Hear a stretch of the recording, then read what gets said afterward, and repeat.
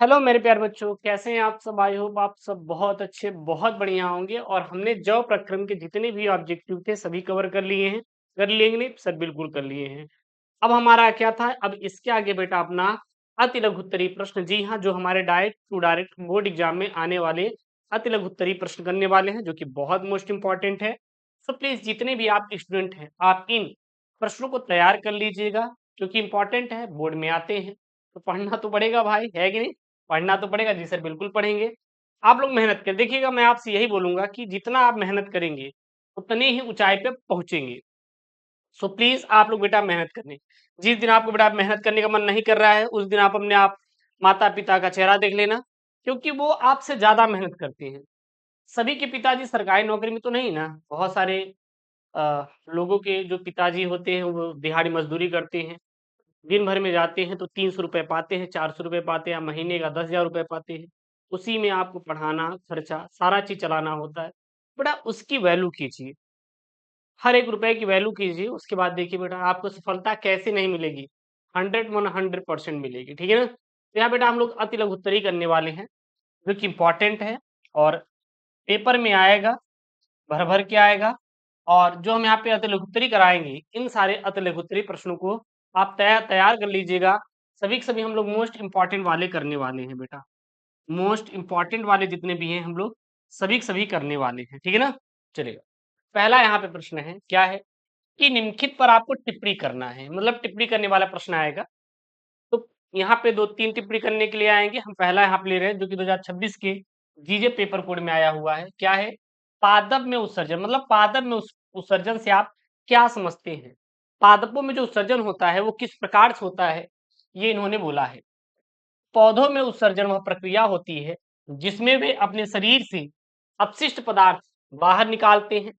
पौधे carbon dioxide, अतिरिक्त जल तथा अन्य अपशिष्ट पदार्थों को पत्तियों के रंध्रों, जड़ों और छाल के माध्यम से बाहर निकालते हैं, और कुछ अपशिष्ट पदार्थ गोंद, रॉल और लेटेक्स के रूप में क्या करते हैं, वो वहां पे संग्रहित रहते हैं। अगला टिप्पणी करने के लिए बेटा आया था, क्या था? कृत्रिम विक्र क्या होता है? ये सर कृत्रिम विक्र क्या होता है? 2026 के जीजे पेपर कोड में आया हुआ है।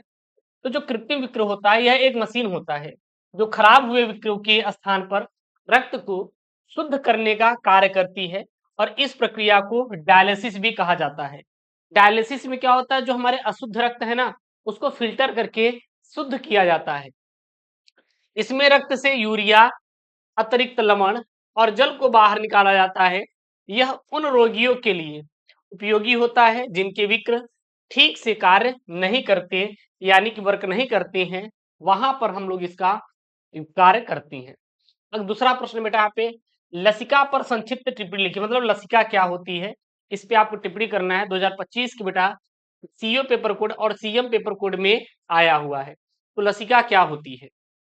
चलिए, लसिका शरीर में मौजूद एक पारदर्शी हल्के पीले रंग का द्रव होता है जो लसिका तंत्रों में प्रवाहित होता है। ये रक्त एक भाग होता है जो ऊतकों में से होकर गुजरने के बाद लसिका वाहिनी में प्रवेश करता है। लसिका का संगठन रक्त प्लाज्मा से मिलता जुलता है, परंतु इसमें लाल रक्त कणिकाएं यानी कि आरबीसी नहीं पाई जाती।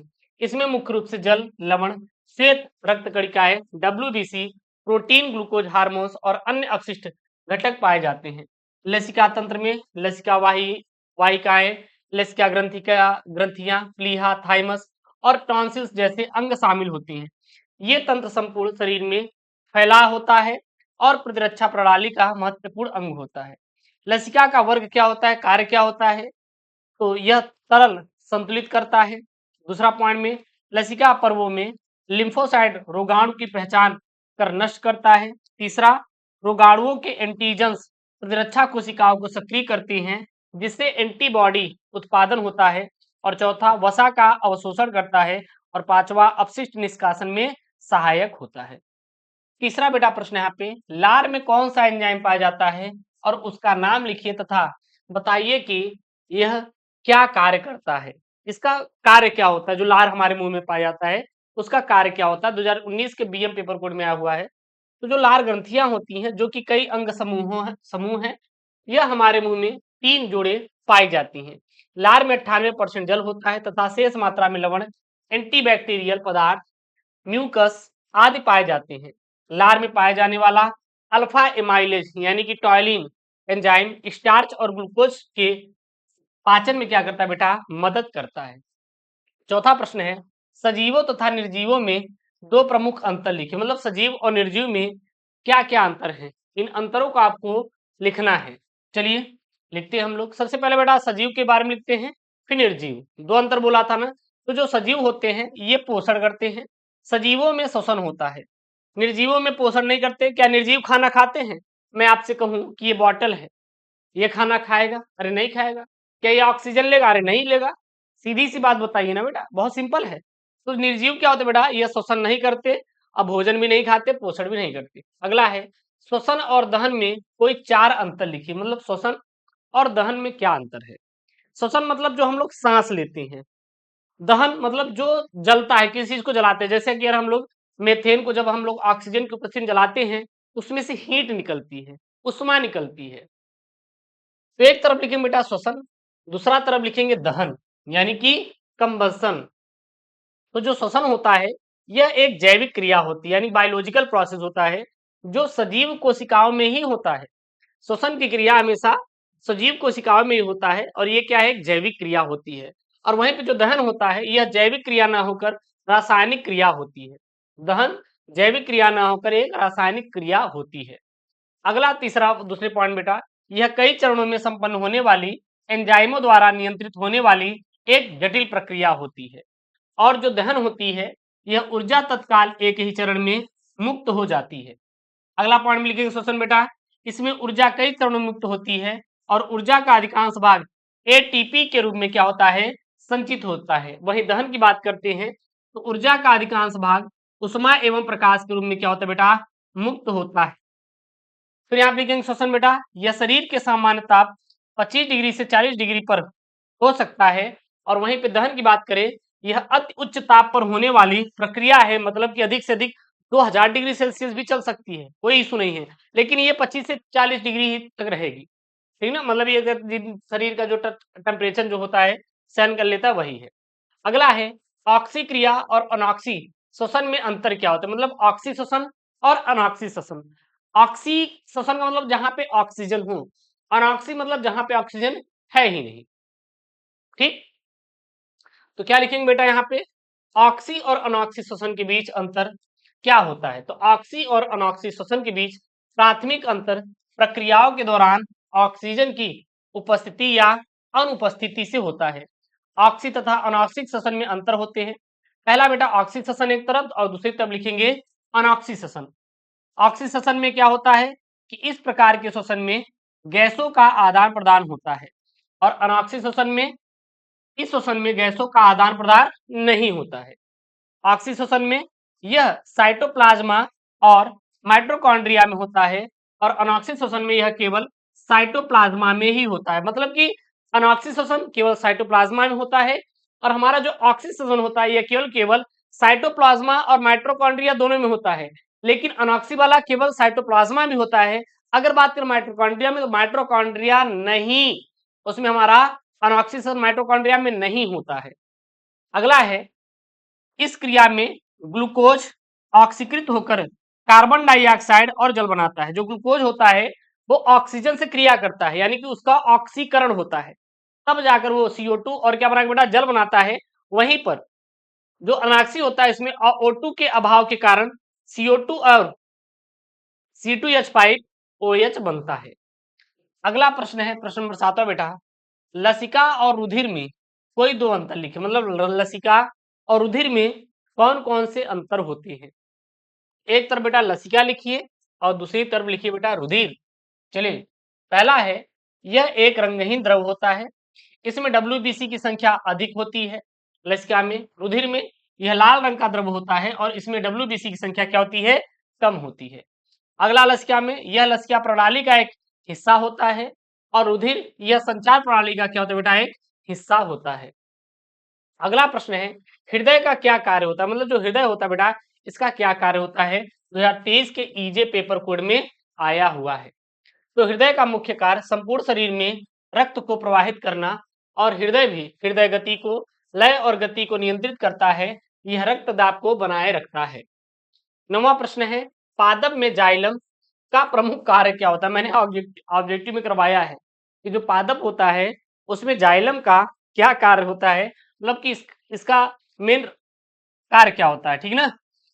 हाँ, आपको पता है ये हीट होता है। ये कहिए कि एसी है, नहीं तो फिर टच कर पाना मुश्किल होता है ना।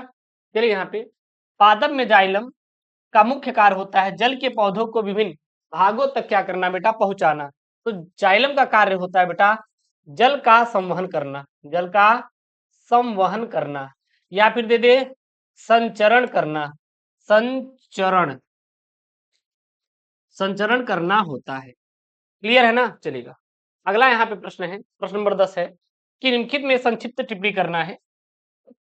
स्वपोषी पोषण और वात्पोसर्जन, ये नहीं आ रहा तो आप अथवा में कर सकते हैं। स्वपोषी पोषण क्या होता है, उदाहरण देकर आपको संक्षेप समझाना है। संक्षेप जहां पे लिखा है बेटा शॉर्ट में, किसमें, शॉर्ट में। शॉर्ट मतलब बेटा छोटे में लिखना है, समझ में आया ना। 2022 के बीके पेपर कोड, 2019 के बीएल पेपर कोड में आया हुआ है बेटा सवाल। चलिए, जीवधारियों यानी कि पौधे एवं जंतुओं के विभिन्न लक्षण जैसे वृद्धि, श्वसन, गमन आदि में पोषण और पाचन भी एक महत्वपूर्ण प्रक्रिया होती है। पोषण के आधार पर इन जीवों को दो भागों में बांटा गया है। पहला है स्वपोषी पोषण, हाँ, ऑटोट्रॉप्स, और दूसरा होता है परपोषी पोषण, हेट्रोट्रॉप्स। सबसे पहला देखते बेटा स्वपोषी पोषण क्या होते हैं, यानी कि ऑटोट्रॉपिक न्यूट्रिएंट क्या होते हैं। तो वे जीव जो भोजन के लिए अन्य जंतुओं पर निर्भर नहीं रहते तथा स्वयं के द्वारा बनाए गए भोजन का उपयोग करते हैं, उन्हें स्वपोषी तथा इस प्रक्रिया को स्वपोषी पोषण कहा जाता है। उदाहरण के लिए जैसे सभी क्लोरोफिल युक्त पौधे, युगलिना आदि में क्या होता है बेटा, स्वपोषी पोषण होता है। वही बात करें हम लोग परपोषी पोषण की, तो वे जीव जो अपने भोजन पदार्थ का निर्माण स्वयं नहीं कर पाते अपितु भोजन हेतु अन्य जीवों पर निर्भर रहते हैं, उसे हम लोग क्या कहते हैं, परपोषी पोषण कहते हैं। जैसे मानव, पशु इत्यादि में बेटा क्या होता है, परपोषी पोषण होता है। अगला बेटा वात्पोसर्जन, ये वात्पोसर्जन क्या होता है तो हम आपको बता देते हैं। जो वात्पोसर्जन का मतलब होता है कि हमारा जो पत्तियां होती हैं वहां से वाष्प का निकलना, वाष्प का निकलना वही वाष्पोत्सर्जन कहलाता है। यानी सीधा करेंगे यहाँ पे कि पौधे मृदा, जल एवं खनिज पदार्थ का निरंतर अवशोषण करते रहते हैं। जो पौधे होते हैं वो मृदा से जल और खनिज पदार्थों का निरंतर क्या करते हैं, अवशोषण करते हैं, मतलब कि वो लेते रहते हैं। पौधे अवशोषित जल का लगभग 1% अपनी जैविक क्रिया में प्रयोग करते हैं। शेष जल पौधों के वायवीय भागों में जल वाष्प के रूप में बाहर निकल जाता है। मतलब कि जो पौधे होते हैं वो खनिज, लवण और जल ग्रहण तो करते हैं, लेकिन केवल वो 1% यूज का यूज कर पाते हैं।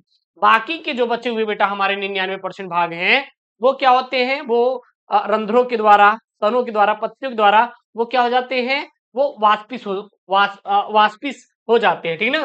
पौधे के वायवीय भागों से होने वाली जल हानि को वाष्पोत्सर्जन कहते हैं। अगला यहाँ पे है वायवीय श्वसन पर संक्षिप्त टिप्पणी लिखिए। मतलब बेटा वायवीय श्वसन क्या होता है टिप्पणी करने के लिए दिया है, इंपॉर्टेंट सवाल है और इन सारे सवालों को बेटा क्या करेंगे, आप तैयार कर लेंगे। क्यों कर लेंगे भैया, क्योंकि बोर्ड में आता है, बोर्ड में यही आएगा। चलिए करते इधर। तो बेटा वायवीय श्वसन क्या होता है, यह क्रिया ऑक्सीजन की उपस्थिति में होती है और इसमें ग्लूकोज का पूर्ण ऑक्सीकरण होता है तथा कार्बन डाइऑक्साइड व जल बनता है। इस प्रक्रिया को दो चरण होते हैं, पहला होता है ग्लाइकोलाइसिस व दूसरा क्या होता है, क्रेब्स चक्र होता है। 12वां है विक्राणु यानी कि नेफ्रॉन पर संक्षिप्त टिप्पणी करना है। 2022 के बीपी पेपर कोड में आया हुआ है कि विक्राणु या नेफ्रॉन पर संक्षिप्त टिप्पणी कीजिए। तो बेटा विक्राणु क्या होता है, तो विक्र की सबसे छोटी एवं महत्वपूर्ण इकाई जो होती है वो विक्राणु या नेफ्रॉन होती है। मतलब जो विक्र की सबसे छोटी इकाई और जो सबसे महत्वपूर्ण इकाई बोली जाती है उसको हम लोग क्या कहते हैं, हम लोग विक्राणु या फिर नेफ्रॉन कहते हैं। प्रत्येक विक्राणु में एक कप रूपा संरचना होती है जिसे बोमन संपुट कहा जाता है और इसमें रुधिर कोशिकाओं को जाल को घेरे रहते हैं और इसे कोशिका गुच्छा भी कहते हैं। इस बहुमन संपुट से एक नलिकाकार संरचना निकलती है जो कुंडलित नलिका कहलाती है और यह नलिका फिर एक संरचना बनाती है जिसे हेनले लूप कहा जाता है और इसके द्वारा बनाई गई कुंडलित संरचना को डीसीटी कहते हैं जो वाहिनी में जाकर क्या होती है, मिल जाती है। अगला प्रश्न 13 नंबर वाला, विषम पोषी पोषण क्या है, इसका एक उदाहरण लिखिए अथवा में विषम पोषी पोषण पर आपको संक्षिप्त टिप्पणी करना है। चलिए देखते बेटा, विषम पोषी पोषण क्या होता है सबसे पहले देख लेते हैं। वे जीव जो अपना भोजन स्वयं निर्माण नहीं कर सकते क्योंकि इनमें क्लोरोफिल का अभाव होता है, इसीलिए जीव अपने भोजन के लिए अन्य जीवों पर आश्रित होते हैं, परपोषी अथवा विषम पोषी जीव कहलाते हैं तथा इस प्रकार के पोषण को विषम पोषी पोषण कहते हैं। जैसे इष्ट हो गया, कवक हो गया, विषाणु हो गया इत्यादि में विषम पोषी पोषण होता है। अगला है बेटा, डायफ्राम क्या है, यह कहाँ पाया जाता है। जो डायफ्राम होता है यह क्या होता है और डायफ्राम जो है अपना कहाँ पर पाया जाता है। तो डायफ्राम एक गुंबद के आकार का श्वसन पेशी होता है जो फेफड़ों के नीचे स्थित होती है तथा वृक्ष गुहा और उदर गुहा को क्या करता है बेटा, पृथक करता है। क्या करता है, पृथक करता है। 15 नंबर वाला है यहाँ पे, श्वसन को परिभाषित कीजिए। 2022 के डीयू पेपर कोड में आया हुआ है। तो श्वसन वह प्रक्रम होता है जिसमें भोजन के ऑक्सीजन के लिए वातावरण से ऑक्सीजन शरीर के अंदर ली जाती है और ऊर्जा मुक्त होती है और इस ऑक्सीकरण के दौरान उत्पन्न कार्बन डाइऑक्साइड को शरीर से बाहर निकाल दिया जाता है। 16वां प्रश्न बेटा, पौधों में वात रंध्रों की उपयोगिता का उल्लेख कीजिए। जो रंध्र होते हैं उनमें उपयोगिता क्या करना है, उल्लेख करना है। क्लियर है ना, चलेगा। तो जो वातरंध्र तने के छाल में उपस्थित रंध्र होते हैं जिनके द्वारा तना वातावरण से गैसों का आदान प्रदान करता है। यह प्रकाश संश्लेषण तथा श्वसन क्रिया में सहायक होता है और यह वाष्पोत्सर्जन में सहायक होता है और वाष्पीय तनों में बाहर की ओर अपारगम्य हाल उपस्थित होती है और इसमें भी कार्य की तरह कोशिकाएं अनेक स्थानों पर विरल रूप में व्यवस्थित होती है जिससे नीचे की कोशिकाएं तथा ऑक्सीजन की पहुंच आसान हो जाती है। अगला प्रश्न बेटा, ग्लूकोज अणु के ऑक्सीकरण से ऑक्सीजन की अनुपस्थिति में इष्ट से क्या उत्पाद बनते हैं। तो इष्ट में अवायवीय जो होता है श्वसन होता है, यानी कि जो ग्लूकोज अणु के ऑक्सीकरण से ऑक्सीजन की अनुपस्थिति में इष्ट से एथेनॉल और कार्बन डाइऑक्साइड क्या होता है, उत्पाद बनते हैं। यानी कि यहाँ पे जो ग्लूकोज होते हैं साथ ही साथ कार्बन डाइऑक्साइड और 2 एटीपी ऊर्जा यानी एथेनॉल उपस्थित होते हैं। तो पायरुवेट और साथ ही साथ पायरुवेट बनता है, फिर किण्वन की क्रिया होती है ओटी की उपस्थिति में, फिर हमारे यहाँ पर बनता है C2H5OH। सॉरी, यहाँ पे जो ग्लूकोज होता है, ग्लूकोज पहले कोशिका द्रव्य में जाता है, फिर पायरुवेट बनाता है, फिर पायरुवेट जो है किण्वन की क्रिया के द्वारा और ओटी की अनुपस्थिति में, मतलब O2 नहीं होता, क्रिया करता है तो वहां पे क्या एथेनॉल बनाता है यानी कि C2H5OH प्लस कार्बन डाइऑक्साइड और 2 एटीपी ऊर्जा बनाता है। अगला है 18 नंबर वाला, हमारे पाचन में अम्ल की भूमिका क्या है, वर्णन कीजिए। मतलब जो पाचन की क्रिया में अम्ल की भूमिका क्या होती है, वर्णन करना है। तो हमारे अमाशय में हाइड्रोक्लोरिक अम्ल उपस्थित होता है और यह अम्ल अमाशय में अम्लीय माध्यम का निर्माण करता है। इसी की मदद से एंजाइम अपना कार्य करता है और हाइड्रोक्लोरिक अम्ल हमारे भोजन में उपस्थित रोगाणु को भी नष्ट कर देता है।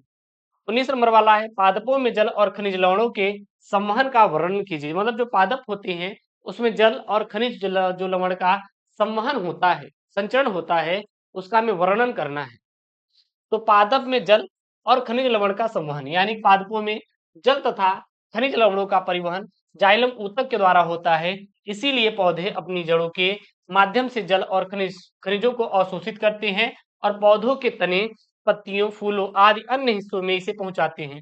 जाइलम ऊतक 2 प्रकार के भागों अर्थात जाइलम वाहिकाओं और वाहिनियों से होकर जल एवं खनिजों को पौधों की जड़ों में उसकी पत्तियों तक पहुंचता है और पौधों की पत्तियों में उपस्थित क्लोरोफिल के कारण सूर्य के प्रकाश के माध्यम से पौधे मंड का निर्माण करते हैं जो फ्लोएम ऊतकों के माध्यम से संपूर्ण पौधों में क्या होता है बेटा, पहुंच जाता है। अगला है स्वपोषी पोषण के लिए आवश्यक परिस्थितियां क्या क्या हैं, यानी जो स्वपोषी पोषण होता है इसमें कौन कौन सी आवश्यक परिस्थितियां हैं जिनके कारण हमारा स्वपोषी पोषण होगा। तो पृथ्वी पर केवल हरे पेड़ पौधे स्वपोषी होते हैं जो अपना भोजन स्वयं बनाते हैं। स्वपोषी पोषण के लिए आवश्यक परिस्थितियां निम्नलिखित है। पहला क्या है बेटा, कार्बन डाइऑक्साइड होना चाहिए। दूसरा, पादपों में उपस्थित क्लोरोफिल होना चाहिए। तीसरा, सूर्य का प्रकाश उपस्थित होना चाहिए, जल होना चाहिए और उचित तापमान आदि जो होते हैं ये स्वपोषी पोषण की क्रिया के लिए क्या करते हैं, हेल्प करते हैं। स्वपोषी क्लोरोफिल की सहायता से सूर्य के प्रकाश की उपस्थिति में कार्बन डाइऑक्साइड तथा जल द्वारा भोजन का निर्माण प्रकाश संश्लेषण की प्रक्रिया द्वारा करते हैं और स्वपोषी पोषण की अंतिम उत्पाद ग्लूकोज यानी C6H5 C6H12O6 होता है, यानी कि कार्बन डाइऑक्साइड और जल, साथ ही साथ सूर्य का प्रकाश और यहाँ पे बेटा लिखेंगे क्लोरोफिल की उपस्थिति में यहाँ पे ग्लूकोज बनता है, साथ ही साथ जल और ऑक्सीजन गैस मुक्त करते हैं। अगला है मानव में वृषण के कार्यों का उल्लेख कीजिए। मानव में बेटा एक जोड़ी वृषण होता है जहां पर क्या होता है, शुक्राणु का संग्रहण होता है, निर्माण होता है। तो शुक्राणु का संग्रहण संग्रहण एवं निर्माण ठीक है ना। तो यहाँ करेंगे मानव में वृषण के कार्य, मतलब मानव के शरीर में वृषण की संख्या 2 होती है जो शरीर के बाहर त्वचा की एक थैली वृषण कोष में स्थित होती है और वृषण के निम्न कार्य होते हैं। पहला होता है वृषण में शुक्राणु उत्पन्न होते हैं जो लैंगिक जनन क्रिया में सक्रिय भाग लेकर भावी पीढ़ी को जन्म देने में सहायक होते हैं। दूसरा, वृषण में टेस्टोस्टेरोन नामक हार्मोन उत्पन्न होता है जो मानव शरीर में द्वितीयक जनन लक्षणों को स्थापित करने के लिए क्या होता है बेटा, उत्तरदायी होता है। 22वां नंबर वाला है बेटा, इंपॉर्टेंट है। रंध्र क्या है, इसके महत्व की व्याख्या कीजिए। वो नहीं आ रहा तो हम ये कर सकते हैं, एक खुले रंध्र का नामांकित चित्र आपको बनाना है। 2020 के एनएल पेपर कोड 2022 के बीओ पेपर कोड में आया हुआ है। तो बेटा रंध्र क्या होता है, स्टोमेटा क्या होता है, तो पौधों में पत्तियां, तनों आदि की एपिडर्मिस कोशिकाओं में स्टोमेटा यानी कि रंध्र छोटे छोटे छिद्र के रूप में पाए जाते हैं और यह एक जोड़ी पैरेन्काइमा कोशिकाओं से बनी हुई द्वार कोशिकाओं से घिरा होता है और यह पौधों में श्वसन दर को नियंत्रित करने का कार्य करते हैं। इनका आकार अति सूक्ष्म होता है, अतः इन्हें केवल सूक्ष्मदर्शी की सहायता से देखा जा सकता है और इनकी संरचना विक्र के समान दिखती है और इनकी संरचना में 2 कोशिकाएं होती है। पहला होती है बेटा आंतरिक कोशा, दूसरा होता है बाह्य कोशा। तो 2 कोशिकाएं होती हैं, ठीक है। यहाँ पे आप देख सकते हैं कि आपकी सहायक कोशिकाएं होती हैं और ये अपना रंध्रक कोशिकाएं होती है, ये लवक होगा, ये केंद्रक होता है। बना सकते हैं। तो पौधों में पाए जाने वाले रंध्र, तो हाँ अच्छा, इनका महत्व क्या क्या है, रंध्र का महत्व क्या क्या होता है, तो रंध्रों द्वारा गैसों का आदान प्रदान होता है और रंध्र वाष्प उत्सर्जन की क्रिया में भी मदद करते हैं। अगला और 23 नंबर वाला है वायवीय एवं अवायवीय श्वसन में अंतर लिखिए। 2020 के एनजे पेपर कोड में आया हुआ है बेटा। तो एक तरफ लिखेंगे वायवीय श्वसन एरोबोरिक रेसिपिरेशन और दूसरी तरफ लिखेंगे अवायवीय श्वसन यानी कि एरोबिक रेसिपिरेशन। पहला यहाँ पे इसमें ग्लूकोज के ऑक्सीकरण के लिए O2 की आवश्यकता होती है या प्रयोग होता है और अवायवीय में इसमें O2 प्रयुक्त नहीं होता है, मतलब O2 का उपयोग नहीं किया जाता है। दूसरा, इसमें ग्लूकोज के एक अणु के ऑक्सीकरण के लिए 38 एटीपी अणु बनते हैं और अगर हम लोग अवायवीय श्वसन में देखेंगे तो इसमें ग्लूकोज के एक अणु के लिए ऑक्सीकरण से केवल 2 एटीपी अणु का क्या होता है, निर्माण होता है। अगला है इसका आरंभिक चरण कोशिका द्रव्य में होता है एवं बाकी चरण माइटोकॉन्ड्रिया में होता है और इसमें लिखेंगे यह केवल कोशिका द्रव्य में ही होता है। कौन सी, अवायवीय श्वसन। अगला है इसमें अंतिम उत्पाद कार्बन डाइऑक्साइड, जल तथा ऊर्जा होता है और जो हमारा अवायवीय श्वसन होता है इसके अंतिम उत्पाद कार्बन डाइऑक्साइड, एथेनॉल या लैक्टिक अम्ल या कम ऊर्जा में, और इसमें कम ऊर्जा उत्पन्न होती है। अगला प्रश्न है क्या होता है जब एक पोषी स्तर के सभी जीवों को समाप्त कर देते हैं, यानी कि क्या होता है जब हम एक पोषी स्तर के सभी जीव को क्या कर दें, समाप्त कर दें, वो चाहे आपका स्वपोषी हो या फिर परपोषी हो, उसको हम लोग क्या कर रहे हैं बेटा, उसको समाप्त कर दे रहे हैं। चल देखते हैं पारिस्थितिक तंत्र यानी कि इकोसिस्टम जैविक और अजैविक घटकों से मिलकर बना होता है और पारिस्थितिक के जैविक घटकों में खाद्य श्रृंखला उत्पादक, उपभोक्ता और अवघटक को मिलाकर बनता है। आहार श्रृंखला तथा प्रत्येक पोषी स्तर महत्वपूर्ण होता है। यदि प्रथम स्तर के सभी जीवों को भोजन प्राप्त नहीं होगा तो वे भूखे मर जाएंगे और इस प्रकार पर्यावरण संतुलन क्या होगा बेटा, बिगड़ जाएगा, अर्थात एक ऐसी स्थिति में जीवन की संभावना बहुत कम हो जाएगी। अगला है 25 नंबर वाला, भोजन के पाचनों में लार की क्या भूमिका होती है। 2026 के जीजे पेपर कोड, 24 के आईके पेपर कोड, 2022 के बीएन और 2019 के बीएन पेपर कोड में आया हुआ है। तो मनुष्य के मुंह में 3 जोड़ी लाल ग्रंथियां पाई जाती हैं, जिनमें पेरियोटिड ग्रंथि मुख्य होती है और यह ग्रंथि अल्फा एमाइलेज टाइलिन एंजाइम का श्रावण करता है, जो स्टार्च को छोटे छोटे खंडों माल्टोज में तोड़ता है और लार में उपस्थित टाइलिन एंजाइम द्वारा ग्लूकोज का क्या होता है, पाचन होता है। अगला प्रश्न है 26 नंबर वाला, पौधों में रंध्रों की उपयोगिता का उल्लेख कीजिए। आपको मैंने बताया है कि रंध्रों का कार्य होता है उत्सर्जन करना, वाष्पोत्सर्जन करना, ठीक है ना। तो यानी कि इनके उपयोग क्या क्या होते हैं, तो यह पौधों के भीतर गैसों के आदान प्रदान में मदद करता है और ऑक्सीजन का निकास होता है और कार्बन डाइऑक्साइड का अंतर्ग्रहण इन रंध्रों के माध्यम से भी होता है और यह रंध्र पौधों के भीतर पानी की हानि को कम करने में भी मदद करते हैं। और तीसरा पॉइंट में, पौधों में जल का वाष्पीकरण वाष्पोत्सर्जन की प्रक्रिया के दौरान पत्तियों में उपस्थित रंध्रों के माध्यम से वाष्प के रूप में होता है। तो यहाँ पर मैंने आपको 26 जो है बेटा अति लघुत्तरीय प्रश्न बताया है, जो कि जैव प्रक्रम के सभी जितने भी अभी तक आए हुए बोर्ड के एग्जाम में वो सभी प्रश्नों को मैंने कराया है। अब अगले वीडियो में हम लोग करेंगे इसके बारे में बेटा, लघुत्तरीय प्रश्नों के बारे में, ठीक है ना। और ये जैव प्रक्रम के सभी इंपॉर्टेंट प्रश्न यहाँ पे मैंने करवाए हैं। सो प्लीज आप लोग वीडियो को सब्सक्राइब लाइक करिए, चैनल को सब्सक्राइब करिए। मैं हूँ आपका दोस्त, आपका एजुकेटर, आपका भैया शिवम मिश्रा। हम लोग यहाँ पे कंप्लीट पूरा करा रहे हैं। मिलते हैं नेक्स्ट वीडियो में दोस्तों। थैंक यू, जय Hind, take care, bye bye, love you all.